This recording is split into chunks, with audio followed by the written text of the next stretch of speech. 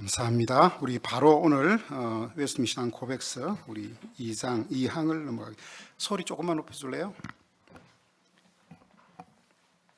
자, 우리 지난 시간 1항 성례란 지금 이제 성례에 대하여 우리가 배우고 있는데요. 1항을 우리 같이 한번 읽어보겠습니다. 다 같이 1항 한번 펴시고요. 네, 1항을 다 펴신 후에 여러분들이 이렇게 또 정리해서 안 들으면 다음에 들을 기회가 그렇게 많지 않습니다. 왜냐하면 우리가 배울 내용들은 너무 많고요. 이제 이런 것들 한 번씩 또 지나가니까 여러분들이 지금 배울 때에 경상도 말로 단디 듣고 딱 정리를 해놓는 것이 좋아요. 자, 1항을 우리 성례란 같이 읽어볼게요. 시작. 지금 이거 신앙 고백이죠. 신앙 고백이라는 말은 무슨 말이냐면 우리는 하나님을, 성경을 또는 성령님을, 예수 그리스도를 이렇게 믿습니다라고 하는 고백이에요. 그러니까 지금 이걸 뭐 어디 학교 국어책 읽듯이 읽으시면 안 되고 신앙을 고백하듯이 해야 돼요. 여러분 사도신경 할 때 고백하죠. 전능하사 천지를 만드신 하나님 아버지를 내가 믿습니다. 이렇게 고백하잖아요. 그 고백처럼 그렇게 읽어야 됩니다. 자, 같이 성례란, 성례는 은혜 언약에 대한 거룩한 표와 인치는 것이다.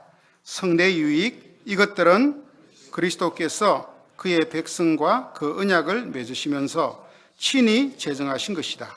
그 목적은 그리스도와 그 주시는 혜택을 표시하여 그분 안에서 또는 그분으로 더불어 관계된 우리의 처지를 확고하게 하려는 것이며 교회에 속한 자들과 세상에 속한 자들의 구분을 확인하려는 것이며 우리로 하여금 하나님의 말씀에 의하여 그리스도 안에서 하나님을 섬기는 일을 다짐하려 하는 것이다. 자, 그렇게 이제 우리가 1장 지난 주일날 배웠어요.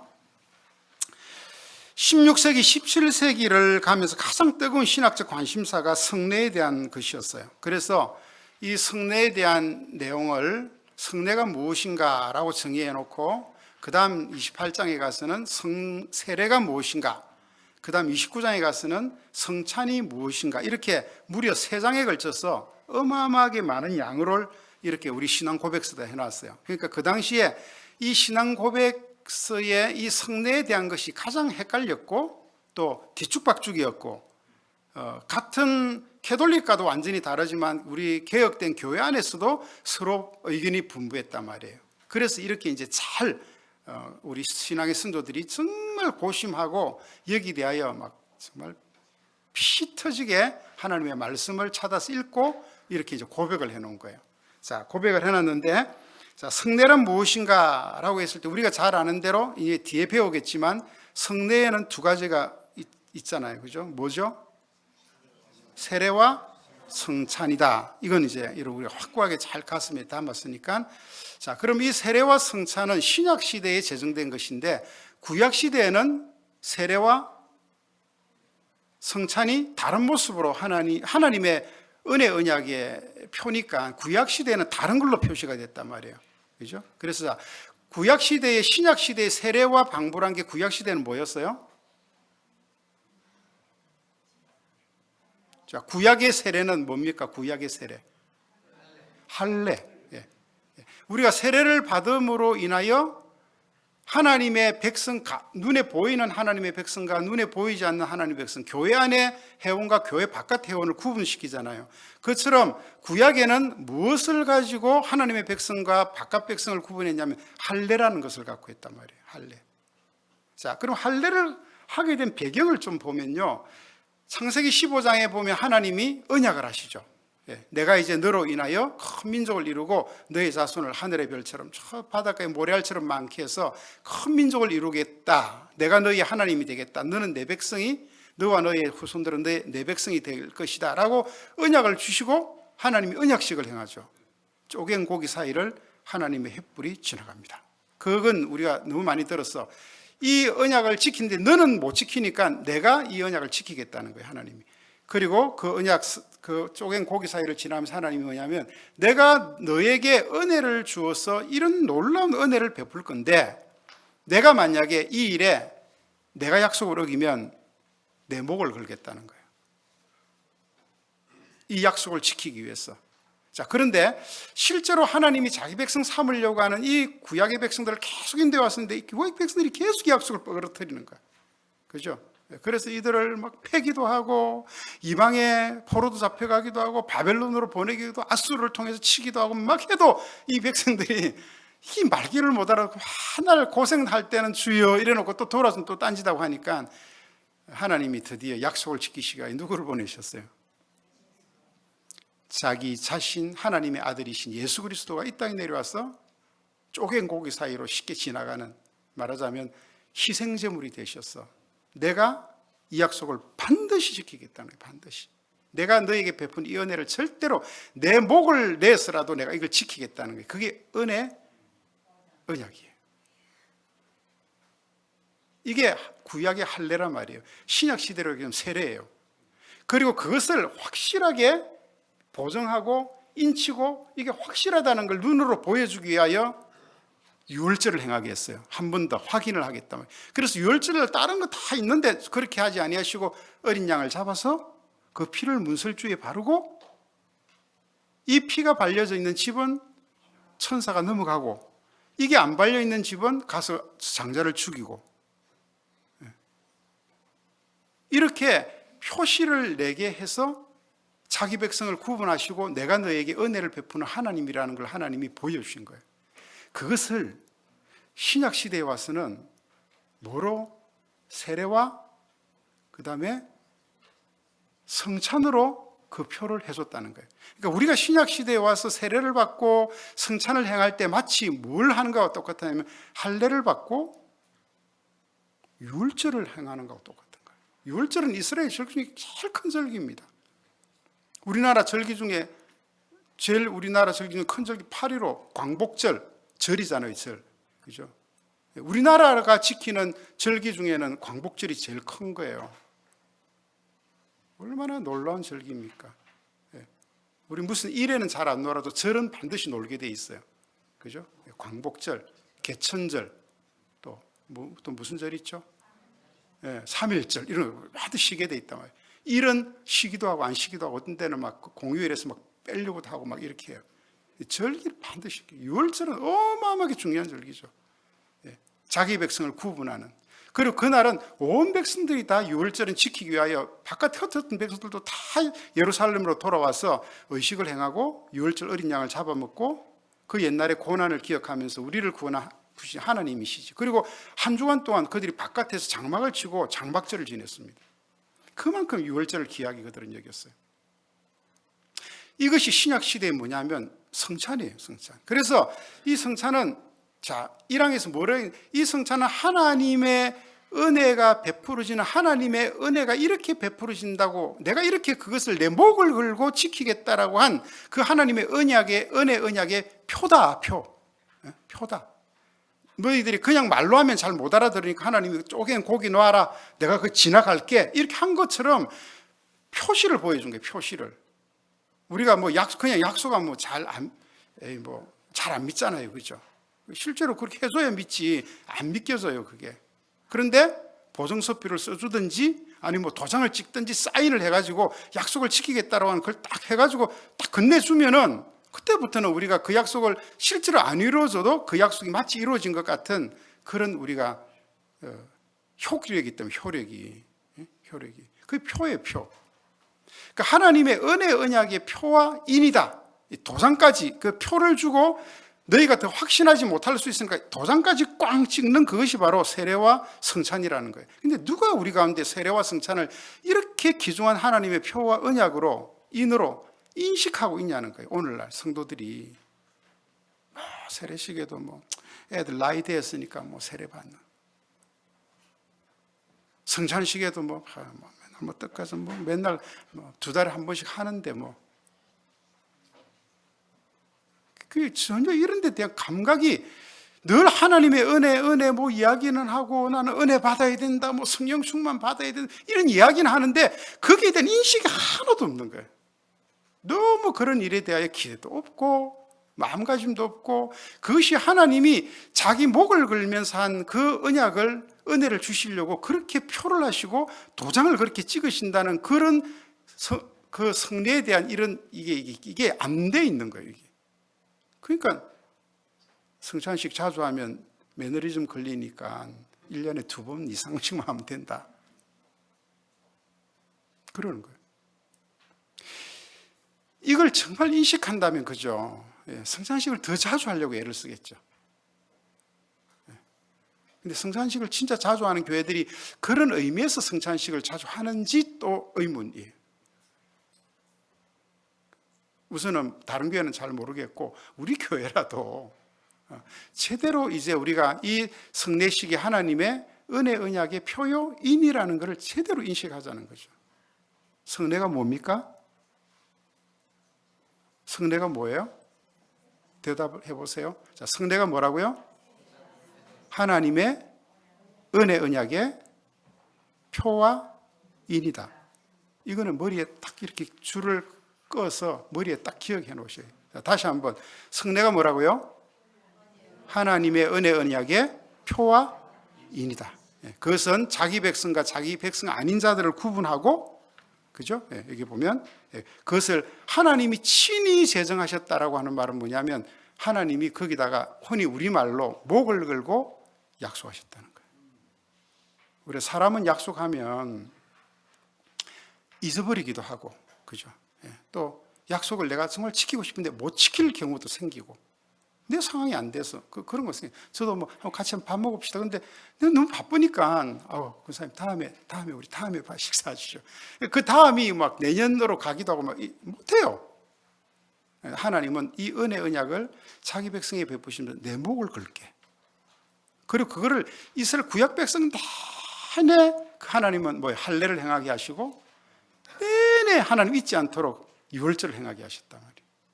그리고 신약 시대에 와서는 예수님이 그것을 세례와 성찬으로 바꾸셨어요. 자, 이게 1장 배운 내용입니다. 자, 오늘은 2장.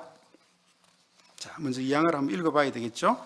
자, 그러면 그렇게 성례를 행할 때 하나님의 은혜 언약이 대체 어떻게 그게 그렇게 가능해지는가, 그런 얘기예요. 자, 2페이지 성례적 연합 같이 한번 읽겠습니다. 자, 이것도 우리 신앙 고백하는 거예요. 같이 시작. 모든 성례식에 있어서 표가 가리키는 실제 사이에는 영적 관계 또는 성례적 연합이 있습니다. 그 관계는 그 둘 사이의 신비적 연합이다. 그러므로 실체에 대한 이름이 그 표에 대하여 옮겨져 불려질 수 있다. 자, 이게 이제 무슨 말인지 한번 살펴봐야 되겠죠. 자, 이제 몇 페이지로 넘어가시냐면 요거를 이제 제가 정리해 놓은 5페이지로 갑니다. 자, 성례적 연합이란 이렇게 했는데 우리가 지난 시간에 성례는 은혜 언약의 표와 인입니다. 그래서 4가지 유익을 준다라고 했는데 그걸 우리가 안 살펴보고 지나갔어요. 시간이 없어서 이걸 한번 짧게 읽으면서 지나가 볼게요. 자, 5페이지 제일 위에 자, 성례는 표와 인으로서 성도들에게 어떤 유익을 주는가? 첫째, 성례는 언약의 중보자이신 그리스도와 자, 하나님과 우리 사이에 은혜 언약을 했는데 그 사이에 중보자가 있어요. 연결시켜주는 자가 그분이 그리스도예요. 그리스도와 그분이 주시는 혜택, 은혜와 은덕을 보여줍니다. 성례는. 자, 그러니까 성례는 뭘 보여주냐면 그분이 우리에게 베푼 은혜와 은덕이 뭐죠? 자, 여러분 이제 뭐 자유롭게 한번 대답해 보세요. 예수님 우리에게 베풀으신 은혜와 은덕이 뭐예요? 예, 우리를 위하여 이 땅에 오시고 또 십자가에 매달려 희생양이 되시고 또 우리가 죄로 인하여 죽을 죽음의 권세를 깨뜨리시고 부활하시고 성천하시고 하나님의 보좌에 계시면서 우리를 그 자리에 데리고 오시려고 마지막 때를 기다리고 계시는 이런 그리스도가 이 땅에 오셔서 베푸신 언약, 하나님과 우리 사이에 중보자로서 베푸신 모든 은혜와 은덕을 성례가 보여준다는 거예요. 그래서 성례에 사용되어지는 물질적 요소, 자, 여러분 우리가 성례식 할 때 사용되어지는 물질적 요소가 뭐죠? 세례식 할 때 떡 안 떼잖아요. 물로, 그죠? 성산식 할 때는 떡과 포도주로. 그렇게 성례에 사용되는 물질적 요소가 그리스도 자체는 아니지만 그분이 어떤 분이시고 어떤 일을 하셨는지를 우리에게 보여줍니다. 세례와 성찬 시에. 자, 세례식 때 우리가 물로, 지금은 이제 물을 이렇게 뿌리지만 사실 처음 세례식은 침수를 시키는 거잖아요. 침내에. 자, 물에 들어가서 탁 이렇게 싹 여으면서 그 다음에 딱 올리면서 우리가 할렐루야 그러고 나오면서 어프어프하고 나오면서 세례를 받죠. 받는데 그렇게 물로 세례를 받으면서 우리가 뭘 인식해요? 내 죄가 다 씻겨졌다. 나는 죄에 대하여 죽었다. 누구 때문에? 내가 물에 들어가서 죽은 것이 아니라 그리스도가 내 죄를 대신 사해 주셨기 때문에 그것을 믿는 그 표를 주님이 그 물에 들어갔다 나오는 그 세례로 하라 했단 말이에요. 그래서 너희 죄가 깨끗하게 되고 죄에 대하여 죽었다는 것을 그 표시를 내게 하는 게 물이라는 겁니다. 물. 그래서 그 물 자체가 그리스도의, 우리가 진짜 물에 들어갔다 나온다고 우리가 뭐 죄가 다 사해지고 그리스도의 그게 아니지만 그걸 통하여 그리스도가 우리를 위하여 죽으심을 드러낸다는 거예요. 그러니까 세례를 행할 때 목사님들이 이제 우리 세례 교인들에게 물을 이래 뿌려가지고 얹어서 기도할 때 우리는 뭘 봐야 돼요? 거기서 주님이 우리 죄를 위하여 죽으셨구나. 그래서 우리도 물에 우리 자신을 죽여 우리의 죄가 사해졌음을 고백하는 것이다. 이렇게 우리가 그걸 봐야 된다. 이제 세례식 할 때마다 목사님 물 많이 뿌리냐 작게 뿌리냐, 저 사람 머리에 물이 많이 묻었네 적게 묻었네, 뭐 그런 거 보지 말고 그걸 생각하는 거예요. 물을 보면서. 자, 성찬식 때는 떡과 포도주를 떼면서 뭘 보라는 거예요? 주님이 십자가에서 찢기신 자기 살을 보라는 거예요. 우리 그래서 주님이 그 성찬의 떡을 떼면서 뭐라 했어요? 받아 먹어라 내 몸이라.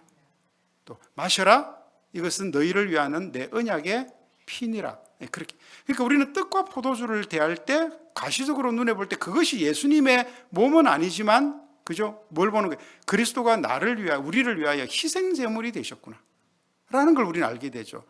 잔을 마시면서 주님이 우리를 위하여 피를 흘려 주셨구나, 우리를 살리시려고, 은혜 주시려고, 우리는 그걸 보는 거예요. 오늘 포도주가 많이 담겼나 적게 담겼나, 뭐 맛이 어떠, 이런 거 하지 말고 그때 그거를 우리가 보는 거예요.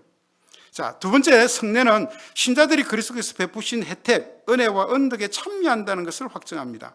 자, 그걸 보는데 그렇게 함으로 인해 내가 주님의 실질적인 그 은혜와 언덕에 참여한다는 거예요.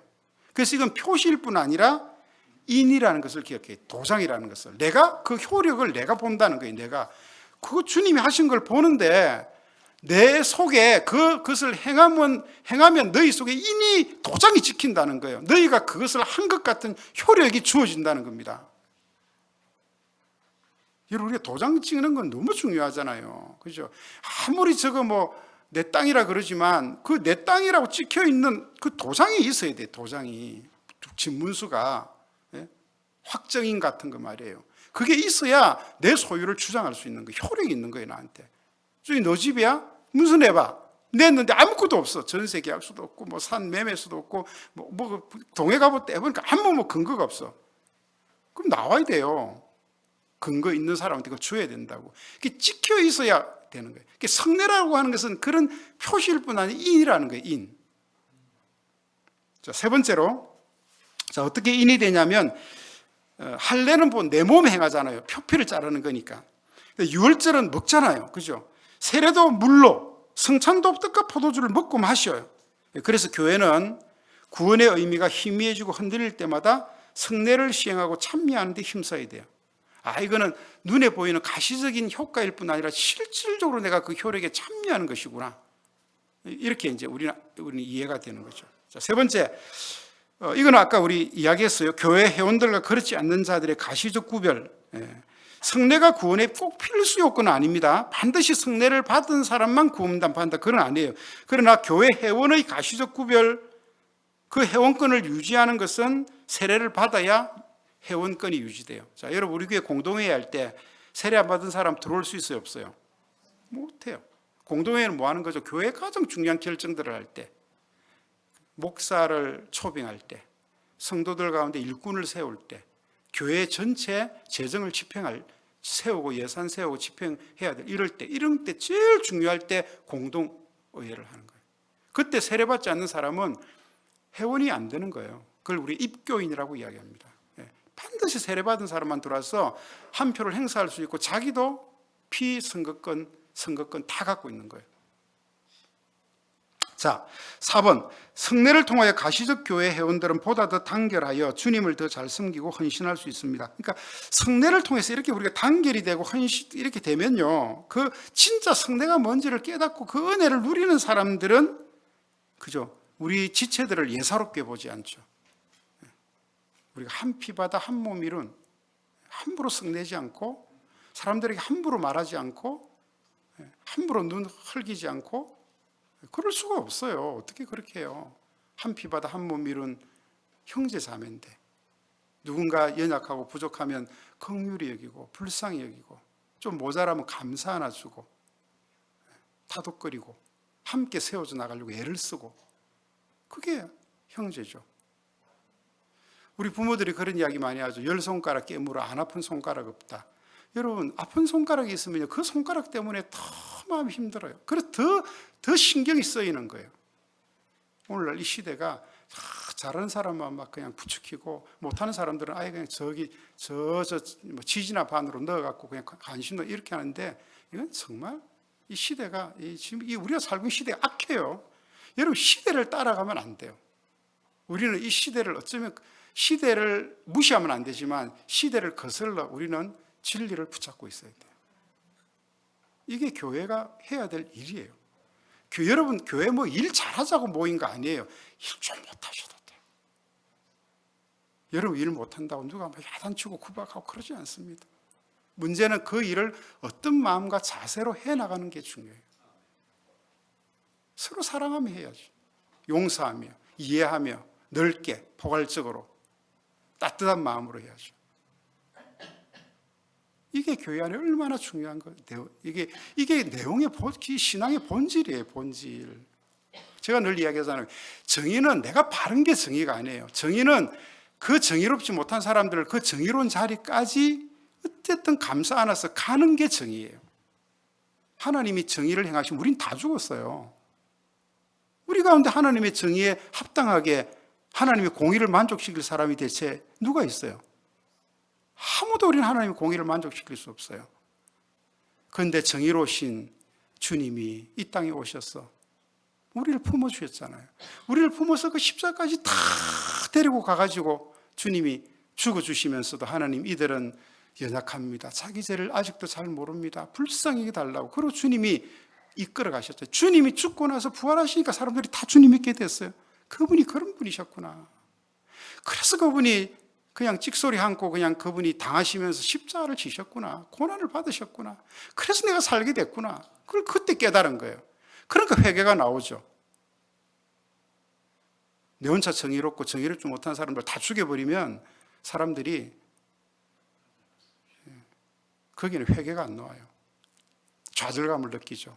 저 사람은 타고날 때부터 뭐 저래 잘나서 금수저로 태어나가지고 저렇게, 저 사람은 뭔 복을 저래 많이 받아서 하는 일마다 잘 되고 나는 이렇게 사람들에게 좌절을 주죠.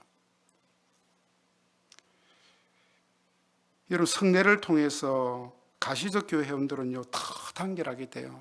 우리가 연약하지만 하나님의 은혜 가운데 우리가 있는 사람들이구나. 그리고 세례를 받을 때 그 세례를 받는 수례자가 누구이든 상관없이 그들을 우리 회원으로 받아요. 가족으로. 참 우리 동네에서 그냥 개구지고 맨날 술 먹고 그냥 깽판 치고 그냥 뭐 이랬던 사람인데 그 사람이 예수 믿고 전도돼 갖고 와서 세례를 받는 날 우리는 그를 우리 가족으로 받는 거예요. 저런 불황아도, 저런 형편 없는 사람도 예수 믿고 세례를 받으니 이제 우리와 한 가족이구나. 그걸 받는 거죠. 그리고 유아세례 받는 아기를 우리 아기로 받는 거예요. 아직 손주 못 보신 분들은 한탄할 필요 없어요. 우리 교회 애가 다 내 손주로 생각하시면 돼요. 그렇잖아요, 실질적으로. 우리 교회 자녀가 다 내 자녀고. 그게 바른 신앙관입니다. 저는 어떻게 봤냐면 성찬은요 공동체의 일종의 회식과 같은 역할을 해요. 여러분, 회사에서 회식을 왜 자꾸 하죠? 회식 왜 해요? 뭐 하려고? 예? 탄압을 위해서. 누구하고 탄압하려고요? 직원들끼리 서로 탄압하고 다 회식하면 그때 풀잖아요. 그죠? 한 잔 마시고 뭐 이래 하면서 아유 그냥 저기 김 과장 그냥 털어 그냥 김 과장 내가 그 잘못했어. 아유 그때 그 마음 그러지 말고 다 털고 우리 새로 시작하자. 야야. 또 뭐 여가 마음에 안 들면 야야 그러면서 그러고 그냥 한 잔하고 그 다음 날부터 툭툭 털고 나와서 열심히 일합시다. 그래서 회식하는 거 아니에요. 그러면 성찬은요 그거하고 똑같아요. 성찬식을 행할 때마다 우리가 한 편이구나, 한 은혜 안에 있구나, 우리가 하나님의 자기 목을 건 은혜의 약속 속에 있는 자들이구나, 나도 가능성이 있지만 너도 가능성이 있는 사람이구나. 성찬 때 그걸 서로 보는 거예요. 그래서 더 하나 되고 주의 나라와 의를 위하여 헌신하게 되는 거예요. 그런 유익들이 있어요. 자, 이제 이 이양 성례적 연합은요 사실은 좀 어려운 용어예요. 성례적 연합이라고 했는데 이 밑에는 제가 또 성례전적 연합이라는 표시를 하기도 했어요. 이건 뭐냐면 성례의 전이라고 하는 말은 예식이란 말이거든. 성례 예식의 연합, 성례 예식적 연합. 예. 자, 성례에서 성례가 가리키는 실체가 있어요. 그죠? 우리 배웠죠? 자, 우리가 성례를 행할 때 물로 우리가 세례를 딱 받을 때는 그 실체가 뭐예요? 물 속에 쑥 들어가면서 또는 물을 우리 뿌리면서 나는 죽었다. 그런데 그때 그 진짜 실체는 뭐냐고요? 내가 죽는 거예요? 주님이 죽었다는 거예요? 실체는 주님이 우리를 위하여 죽어주신 거예요. 우리가 떡을 떼면서 그 떡을 뗄 때 실체는 뭡니까? 그리스도가 십자가에서 자기 살을 우리를 위하여 찢겨주신 거예요. 그게 실체예요. 우리가 포도주를 마실 때 실체는 뭡니까? 그 실체는 주님이 나를 위하여 피를 흘려주신 것이 실체예요. 성례가 가리키는 실체가 있고 이것에 상응하는 물질적 요소가 있어요. 그죠? 아까처럼 물, 또 뭐 이런 것들이 있잖아요. 예를 들면 성찬의 떡은 주님의 살을 가리키고 이 떡을 가리켜 주님은 내 몸이라 그렇게 했는데, 그렇다면 진짜 성찬의 떡인 물질적 요소와 예수님의 몸인 실체와는 대체 어떤 관계가 있을까? 어떤 관계가 있길래 대체 나한테 진짜 그런 효력이 있냐는 거예요. 주님의 몸을 내가 먹은 것 같은 효력이 내 속에 나타나는 거예요. 어떤 관계 때문에? 이제 그 이야기예요. 이게 우리만 골치 아픈 게 아니라요. 이게 16세기, 17세기 들었으면서 이게 캐톨릭과 개신교 안에도 문제가 됐지만 개신교 안에도 이 문제로 어마어마하게 많은 갈등을 했어요. 그런데 캐톨릭은 하나도 안 변했어. 옛날하고 지금하고 캐톨릭은 하나도 변한 게 없어요, 진짜로. 자, 그래서 여기 제가 이제 여러분이 좀 기억하시기 좋게 써놨어요. 카톨릭은 그 물질적 요소와 그 실체를 표시된 그와 실체를 뭐라고 했냐면 이거는 화채설이라 얘기했어요. 화채설. 자, 이제 떡을 이렇게 뗐어요. 떡을 딱 가져왔어. 찬도 가져왔어. 그 신부가 이렇게 캐톨릭 가면은 강단이 없고 성찬상뿐이에요. 중앙에 성찬상만 있어요. 성찬상만. 개혁교회는 이제 이 성찬상을 밀어내고 강단을 세웠죠. 근데 사실은 정확하게는 성찬상도 있어야 되고 강단도 있어야 돼. 보이는 말씀과 들리는 말씀 같이 있어야 돼. 우리도 사실은 이 앞에 성찬상이 사실 있는 게 맞아요. 그래서 여러분들 잘 생각해 보세요. 옛날에 우리 교회 가면, 아주 오래된 교회 가면 강대상이 있고 그 앞에 항상 또 강대상 조금 소강대상이라 하나 더, 거기는 전사님 강사님만 서는 자리가 아니고 그게 본래 성찬상이었어요. 요즘은 이제 잘 안 되니까 여기에 이 강단을 잘 개발하고 이걸 딱 열면 옆에 성찬하길 수 있게 여기는 떡, 이건 포도주 딱 이렇게 돼 있는데, 이제 그 교회가 이런 성찬상을, 강대상을 어떻게 디자인하는가를 보면 그 교회가 이런 데에 대해서 어떤 개념들을 잘 갖고 있는가를 보게 돼요. 그래서 우리 개혁교 목사님들은 교회 가면 항상 뭐부터 보면 강단부터 보는, 강단부터. 이 목사님이 그런 부분에서 이런 부분들을 잘 개념을 갖고 계신 거. 물론 그 안에도 개념을 갖고 계신 분이 있고 해놔도 개념을 안 갖고 계신 분도 있을 수 있지만 정말 그렇게 잘 개념이 되신 분들은 이제 이렇게 디자인을 하는 거예요. 디자인. 자, 우리 교회도 그래서 고민이에요. 이제 이런 공부를 해 나가면서 우리 성찬상을 어떻게 디자인해서 항상 앞에다 놓을까. 우리는 저 뒤에다 이제 갖다 놓고 그죠? 예. 보이는 말씀을 행할 때는 가져와갖고 짠 보입니다 하고 이제 짠 갖다 놓고 또 딱 성찬 안 할 때는 이제 들리는 말씀만 들리게 이제 강등상을 하는데 그것도 우리가 좀 고민을 해야 돼. 자, 그렇게 했을 때 캐톨릭은 자, 이 성찬상에 이제 떡과 포도주를 갖다 놓잖아요. 갖다 놓으면 신부가 축성을 합니다. 천부시여 오늘 우리가 베푸는 이 떡과 포도잔에 통하여 모든 우리 교우들이 은혜를 누리게 하소서 하고 축성을 해요. 그러면 이 포도주하고 떡이 어떻게 된다고요? 진짜 2000년 전에 오신 예수님 몸으로 확 바뀌는 거예요. 화학적 변화를. 그걸 화채설이라 얘기해요. 그러면 저는 진짜 그 하고 난 뒤에 그걸 가져와서 정말 그 이렇게 기계 잡아넣어가지고 돌려가지고 이게 정말 인간의 몸인지 확인해서 만약 확인되면 이거는 캐톨릭이 맞는 거야. 근데 캐톨릭은 한 번도 그렇게 한 적이 없어요. 왜? 그건 거룩을 손상시키는 일이다. 주를 시험하는 일이고 거룩을 손상시키는 일이기 때문에 그렇게 합니다. 그리고 그 사람들 그 믿음으로 믿는 거예요. 화채설을. 그래서 그거를 흘리면 안 돼요. 그래서 신부가 입으로 집어넣어 주는 거예요. 벌리면 딱 안 흘리게 딱 집어넣어 주는. 만약에 먹다가 어떻게 잘못하다 부러서 떨어져서 밑에 떨어졌다 그러면 어떻게 해야 돼요? 주워 먹어야 돼. 그래서 포도주를 안 주는 거예요. 포도주는 신부 혼자만 마시죠. 그죠? 신도들한테 포도주는 안 줍니다. 흘릴까 봐. 신부가 대신해서 말 그건 뭐예요? 자기가 마시지도 못하고. 신부가 우리와 하나입니까? 그러면 골치 아프죠. 그런 문제를 질문하면. 자, 이게 이제 이 캐톨릭의 화채설이에요. 여러분들이 생각할 때 이게 맞다, 안 맞다 벌써 딱 들으면 알죠. 그죠? 자, 그 다음에 루터.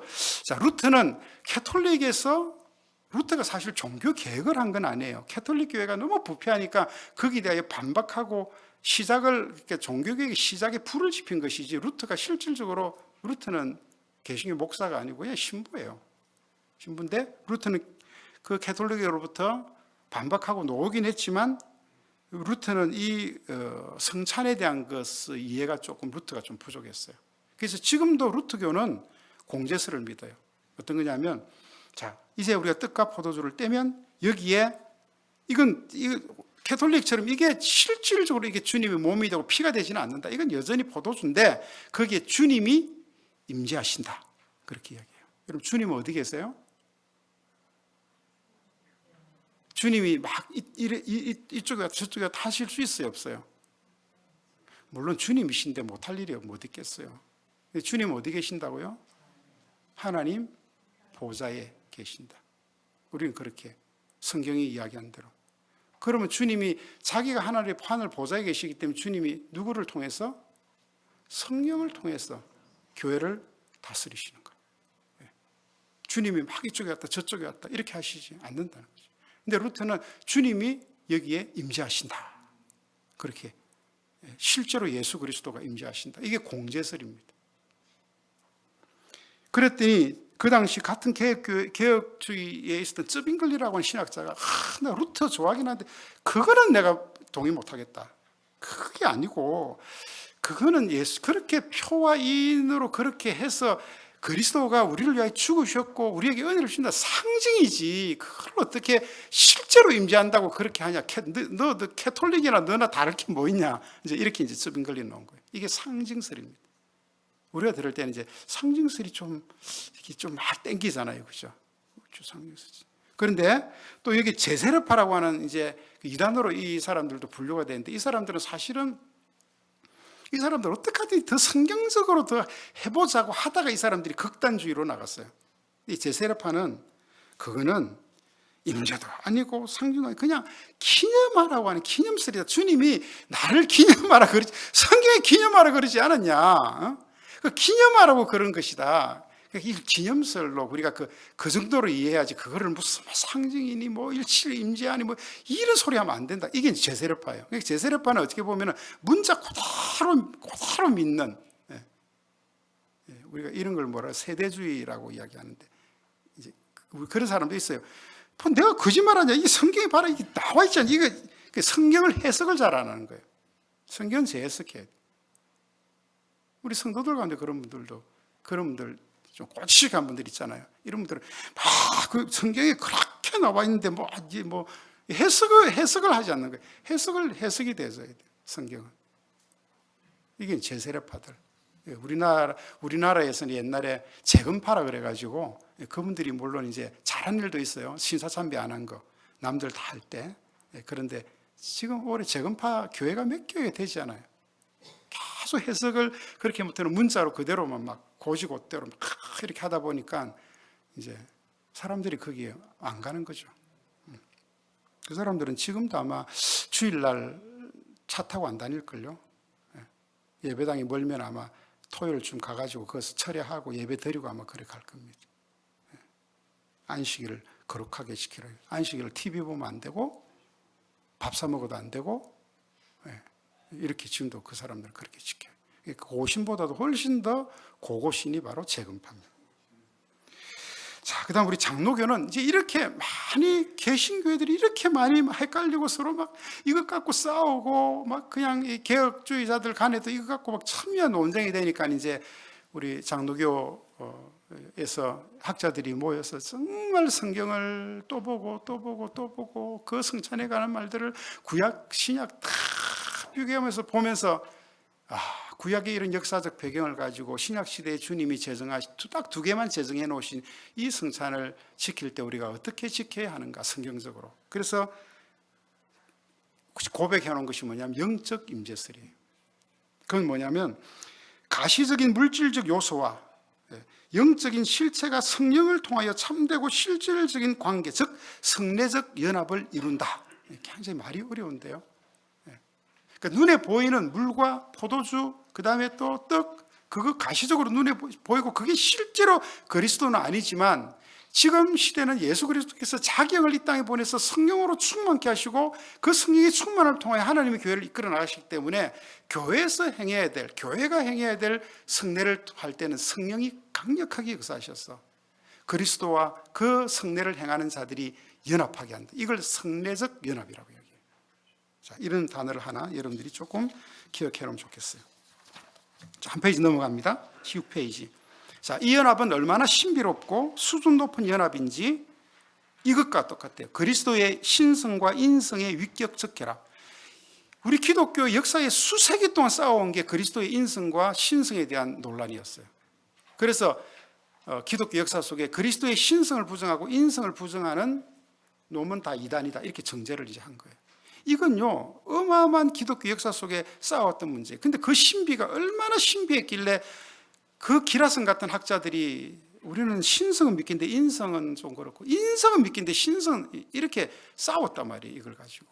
근데 이제 후대에 내려오면서 정말 개혁신학자들이 하나님의 말씀을 그 몇 년 동안 또 보고 그 성구 구절들을 다 찾아가면서 이것은 신성과 인성의 위격적 연합과 같은 그런 신비한 연합이고 또 그리스도와 교회의 신비적 연합이고 영혼과 몸의 본성적 연합에 비견될 정도의 연합이다. 이렇게. 자, 여러분 우리가 그리스도와 교회의 연합도 신비하잖아요. 그죠? 그리스도와 교회의 연합. 어떻게 그리스도가 교회의 머리가 되시지? 우리 교회 보면 형편이 없는데 죄도 많이 짓고 실수도 많이 하고 맨날 그냥 기사거리에 그냥 교회 그냥 험담 이런 이야기 올라오고 막 어쨌네 저쨌네 이런 이야기 올라오고 이게 교회인데 그리스도가 교회의 머리 되시고 그 교회가 그리스도의 몸이다. 너무 신비하잖아요. 그리고 그 몸을 포기하지 아니하시는 머리 되신 그리스도 끝까지 그 몸을 그리스도의 연합, 그리스도의 장성한 분량까지 이끌어 가시기 위해 교회에 직분을 주시고, 그죠? 목사와 교사로, 그죠? 또 전도자로 직분을 주셔서 그 교회를 그리스도의 장성한 분량까지 이르게 하시는 하나님의 그 은혜. 자, 그리스도와 교회의 연합도 너무너무 신비하죠. 그 다음 영혼과 몸의 본성적 연합도 너무 영혼 봤습니까? 근데 우리 몸에 영혼이라는 게 있대요. 영혼은 불멸하나? 몸이 죽을 때 다 죽는 거 아닌가? 하나님 이제 오셨을 때 다 모든 것이 다 밝혀지겠지만 너무너무 신비한 연합, 이해하지 못하는 삼일체도 마찬가지고요. 그런 연합도. 이 성례적 연합도 그런 거라는 거예요. 어떻게 그냥 우리가 뭐 성례 그 물을 세례받고 뭐 포도주 먹고 뭐 떡 떼는데 거기 거기에 그리스도와 우리가 크게 연합하고 막 저 하나님의 위에 그 하늘 보좌의 그 천상의 식탁이 마치 여기 내려온 것 같은 그런 은혜를 우리가 경험할 수 있는가? 어떻게 이런 큰 유익들을 경험할 수 있는가? 이게 이제 참 신비한 연합이죠. 성례적 연합. 그래서 보시면 성례의 물질적 요소인 물과 떡과 포도주는 실체는 아니지만 실체와 분리되지 않고, 성례의 물질적 요소는 은혜 언약의 실체를 가리키고 그 실체는 성례를 받는 자들에게 구원의 효과를 제공한다. 그러니까 여러분, 이거 우리가 제대로 성례를 잘 이해하고 세례를 받고 성찬을 떼면 그게 뭐예요? 그 구원의 효과를 하나님 베푸신 하나님이 자기 목을 걸고 약속하신 그 은혜를, 그 성례를 참여하는 자들이 받는다는 거예요. 아멘이시죠? 예. 이거 우리가 생각하지 않고 성례 행하면 안 된다는 거예요. 거기에 믿음의 의가 생기고 죄사함의 은혜가 있고 주의 죽으심과 부활과 축복과 은혜를 경험한다는 거예요. 그래서 우리는 주의 베푸신 잔을 무슨 잔이라고 그래? 축복의 잔이라고 이야기해요. 축복의 잔. 축복. 여러분, 구원의 확신은요, 뭐 성경 공부해가지고 막 내가 뭐 구원의 확신, 이게 그게 아니라, 그 중요하지만 더 중요한 건요, 정말 우리가 그 성찬의 은혜를 눈으로 보면서 확인하고 그 표와 인을 딱 확인하는 거예요. 내가 하나님 구원받은 백성이구나. 이게 하나님께 주신 표고 이게 도장이구나. 확정인이구나. 이런 거예요. 자, 사망입니다.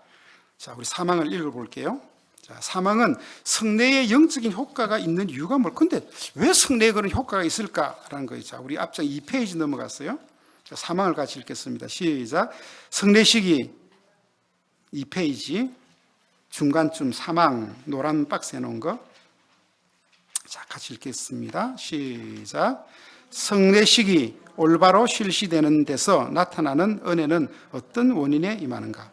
성례식 자체에 고유된 내재적인 능력도 아니고 집례자의 경건 혹은 그의 의도 때문에도 아니다. 거기서 은혜가 임하게 되는 원인은 첫째, 성령의 역사 때문이고, 둘째, 성례식 설립과 함께 주어진 하나님의 말씀 때문이고, 즉 성례를 행하라는 주님의 명령과 성례를 합당하게 받는 자들에게 은혜가 임한다는 주님의 자, 이제 뭐 다 왔는데요.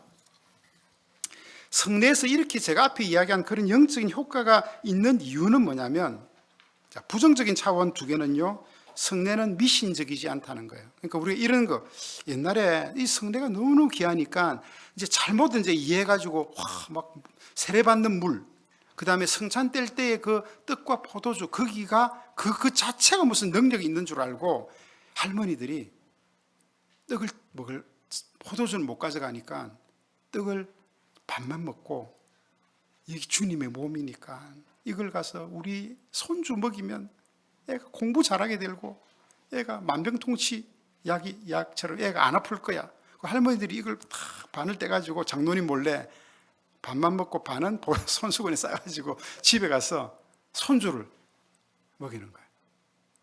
이런 일이 실제로 우리 한국 교회 사회의 역사에 있었어요. 자, 이거 될까요? 그거는 그 의미를 모르고 먹는 건 아무런 효과가 없어요. 그러니까 성찬을 다 참여한다고 효과가 일어나는 게 아니라 그것이 약속인 것을 분명히 알고 그것을 도장으로 귀하게 여김.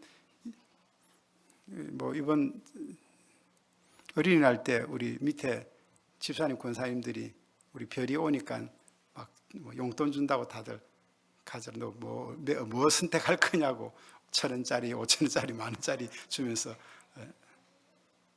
애가 모르잖아요, 그죠? 아직은 그게 5만 원 가치가 뭔지, 많은 가치가 뭔지. 애들은 보고 그냥 뭐 집 좋은 거 고를 수 있어요. 효력이 없다는 거죠. 효력이. 아이한테 수표 주면 애가 늘 보던 만원짜리, 5,000원짜리, 1,000원짜리 그 해봐야 5만 원짜리 줍지 그 수표를 누가 애들이 그거 가져가겠어요? 그 돈 아니라고 버리는 거지. 똑같은 거죠. 자, 그래서 미신적이지 않다라는 걸 여러분 염두에 두셔야 돼요. 물과 떡과 포도주로 병을 고친다. 그건 미신이에요. 실제로 우리 한국 교회 역사에도 있었고요. 세계 역사에도 있어요. 자, 두 번째는 성례를 거행하는 사람의 경건이나 의도 때문도 아니에요. 자, 우리 한국 교회 총회장님이 오셔서 오늘 성찬식을 베푼다. 그래서 그날 성찬식이 막 더 그런 게 아니라는 겁니다. 성찬의 집례는 목사만 할 수 있어요. 그가 어떤 목사이든 간에. 그가 비록 부족하고 좀 못난 목사이라 할지라도 그 성례를 집례하는 사람의 능력이나 지혜나 의도에 있지 않다는 거예요. 뭐에 있어요? 그것을 그 표로 주시고 약속하신 그분의 약속, 그죠? 그 약속을 이루게 하시는 성령의 역사, 그것 때문에 효력이 있는 거예요. 여러분, 우리가 성찬식 때 강력하게 성령께서 역사하신다는 걸 기억할 수 있으면 좋겠어요. 예. 그 다음 두 번째는 그 성찬을 제정하실 때 주님이 주신 말씀이에요. 그래서 성찬식은 제정하실 때 주신 말씀이 없이 그냥 성찬만 떼는 것은 의미가 없어요. 반드시, 그래서 제가 여러분 성찬을 뗄 때 어떻게 떡을 뗄 때 제가 읽잖아요. 대신 받아 먹어라. 이것은 내 몸이니 주께서 잡히시기 전날 밤 이 잔을 드시며 이것은 내 언약의 피니라. 이제 여러분 우리 잔을 나누겠습니다. 그리고 장로님들이 이제 잔을, 그리고 이거 장로님들이 왜 여러분들이 앉아 있고 장로님들이 이게 그날 뭐 가오 잡으려고 막 이게 가운 입고 막 이렇게 하는 게 아니에요. 여러분들 눈에는 그렇게 보일지 모르겠지만 장로님들이 제가 성찬식 때 가운을 입는다는 이유는요, 나 성찬을 집례하는 목사야, 이게 아니라 주님 내 죄를 가리워 주소서, 그런 의미가 있어요. 여러분과 저를 구분하려고 가운을 입는 것이 아니라 그 가운을 입음으로 주님, 이 성찬, 이 하나님의 은혜의 언약을 베푼데 나는 너무 부족하고 못난 사람이고 내가 정말 이 언약을 수용될 수 있는 사람일까? 내가 너무 두렵습니다. 그러니 저의 죄를 가리워 주십시오 라 해서 가운을 입는 거예요. 우리 장로님들도 그런 의미에서 가운을 입는 겁니다. 그리고 여러분들은 앉아서 잔을 받고 떡을 받잖아요. 장로님들은 서서 서빙을 하는 거예요. 교회 안에 직책적으로 중직을 맡은 사람들이 여러분들을 섬기게 돼 있어요. 교회 안에서 내가 떡 주는 사람 먹고 안 주는 사람 못 받아, 이게 아니고 여러분 앉아서 대접을 받는 사람이 높아요, 서서 서빙하는 사람이 높아요? 여러분이 높으신 줄 아시기 바랍니다. 장로들은 다 심부름꾼으로, 그것도 혹시 내 죄가 드러날까 봐 가운 입고 자기의 죄를 감추고 주님 앞에 서서 수종드는 거예요. 그래서 장로님들이 떡을 이렇게 받고 그렇게 하는 거예요. 서로. 우리 장로님들이 또 다 하고 나면 이 앞에 가지고 와서 제가 잔을 들면 이제 또 제가 이제 장로님들을 잔을 들면 그 다음 장로님들이, 우리 장로님이 그거 모르면 장로님들 오다가 자기 혼자 홀라당 먹어버리고 오시는 분도 계시는데, 그 성찬의 예법에 어긋나는 것들이 오셔서 제가 떡상을 들면 거기서 떡을 가져가셔서, 이제 교회는 이렇게 성찬을 행하면서도 교회 질서를 배우는 거예요. 주님이 우리를 섬기셨듯이 교회도 이렇게 직분자들이 또 성도들을 이렇게 섬기는 거구나 하는 질서를 그 가운데서 보여주는 거예요. 자, 이제 시간이 얼마 남지 않았으니까 이제 마무리를 지을게요. 자, 그래서 성례의 그런 효력은 성령의 놀라운 능력에 의존합니다. 제정된 말씀과 함께. 자, 이제 마지막으로 성례 종교에는 가지수가 두 가지 있다 그랬죠. 세례와 성찬. 이건 우리 앞에 다 배웠으니까. 로마 교회는 7성례를 해요. 여기다가 7성례. 그리고 로마 교회는 이 7성례가 다 똑같다고 이야기해요. 우리 기독교는 세례와 성찬식만 행하고 나머지는 그걸 성례라고 이야기하잖아요. 그러나 캐톨릭 교회가 이야기하는 나머지 5개의 그 성례라고 이야기하는 5개가 우리 교회 안에서 예식으로 이루어져요. 그래서 우리 기독교가 오히려 성례는 아니지만 6페이지 제일 밑에 줄, 밑에서 두 번째 줄, 예식으로 불려지진 않지만 개혁교들 안에서 중요한 예식으로 자리 잡았고, 카톨릭보다 더 신실하게 우리는 이 캐톨릭에서 얘기하는 5가지의 그 성례라고 이야기하는 것들을 우리는 예식으로 잘 지켜요. 그게 뭐냐면 입교와 결혼과 임직과 재고백, 병자신방이에요. 자, 이제 써놨으니까 읽으시면 되는데 짧게 하다면 로마 교회에서 견진성사라고 하는 것이 우리 입교에 해당해요. 그들은 세례만으로는 안 된다. 세례받고 난 이후에 반드시 그 신앙을 돈독하게 하기 위해서 확인하고 그래서 견진 세례를 또 줘요. 근데 우리는 그렇게 하지 않죠. 우리는 세례받으면 거기서 끝. 그 다음에 어린아이 때 유아 세례를 받는 건 부모가 대신 양육받겠다고 했으니까 그걸 성년에서 확인하는 거예요. 그리고 그에게 더 신앙적으로 자라날 수 있도록 이제 언약에 강하죠. 자, 결혼은 우리가 잘 알지만 성례는 아니지만 하나님께서 남녀 두 사람을 하나로 연합시킨 일이기 때문에 결혼도 반드시 교회 안에서 예식으로, 그죠? 예배로 그렇게 하는 거예요. 그래서 우리 성도님들 중에 가끔 애들이 하고 있다고 뭐 무인의 결혼식이니 뭐 이런 거 하면서 뭐 예배도 안 드리고 뭐 이런 고급식은 이거 참 굉장히 심각한, 이거 우리 당회가 이건 지도를 해야 될 문제, 이런 것들.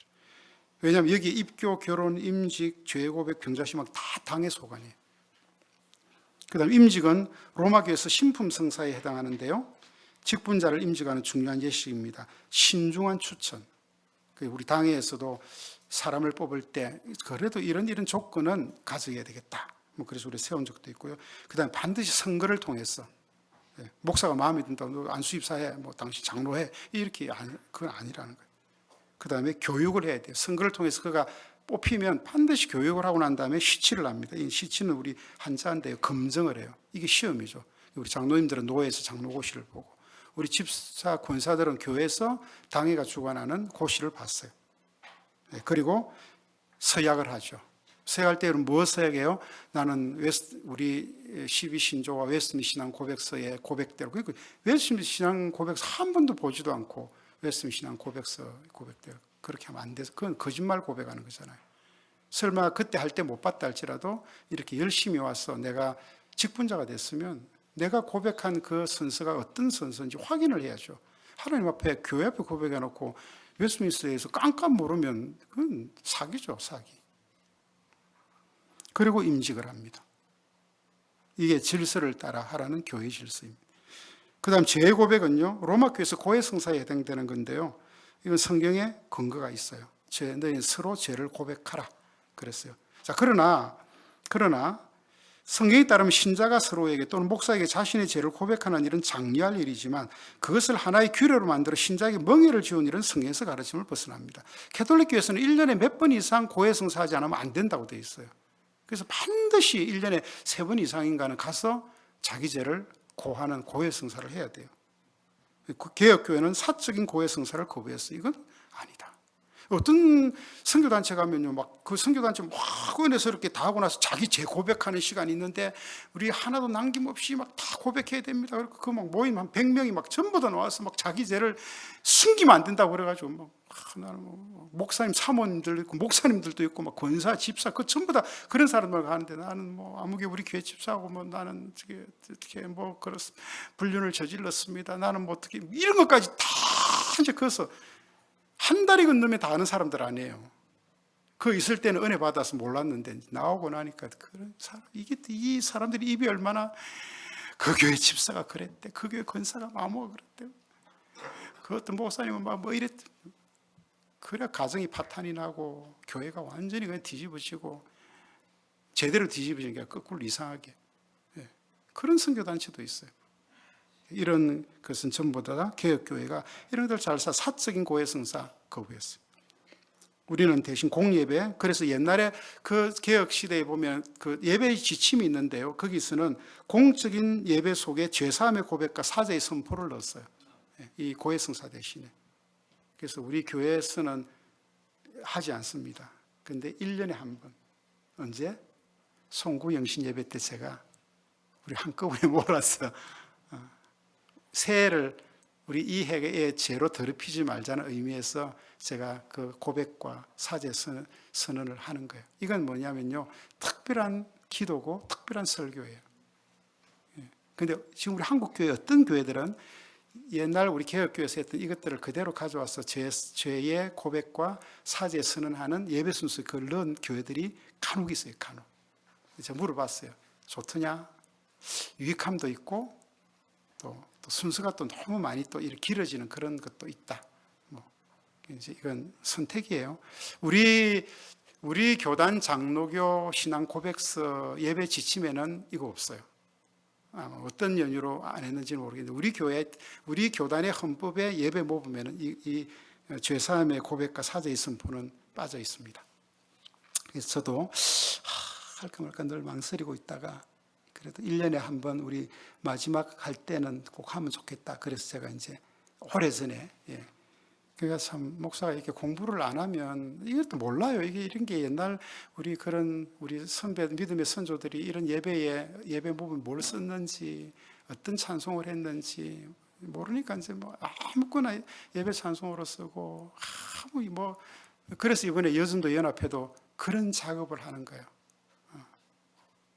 제가 어떤 하나님 주신 은혜가 있어서 우리 예배며 우리 장로교회에 이 좋은 하나님의 이 아름다운 선조들의 그 피 흘린 그 흔적들이 있는데 좀 어떻게 하면 정말 건전한 예배, 장로교적 이런 좋은 정치 모범들을 가져갈 수 있을까? 노예 안에서도 이제 그런 일들을 목사의 양심을 갖고 하는 거죠. 저도 뭐 제가 바쁜데 그까지 다 제가 피곤해요. 피곤하고 잠도 못 자고 또 책 뒤져야 되고 누군가에게 뭔가 한마디 던지려면요 내가 공부하지 않으면 안 되거든요. 남한테 어설프게 들은 거로 이야기하면 다 틀릴 확률이 많아요. 그래서 좀 고달프긴 해요. 근데 이제 우리 옛날 선조들이 이런 것도 했다. 지금도 시행하는 교들. 자, 병자신방은요 이건 뭐 목사만 하는 게 아니에요. 우리 장로님들 다 공부하셨죠. 이거는 장로님들의 직무이기도 해요. 그러니까 우리 직분자들은 장로뿐 아니라 권사님들도 우리 교회 누군가 아프면 돌아서 신방을 하셔야 돼요. 목사님 왜 신방 안 했냐? 뭐 누가 아픈데 왜 모르냐? 그러시면 안 돼요.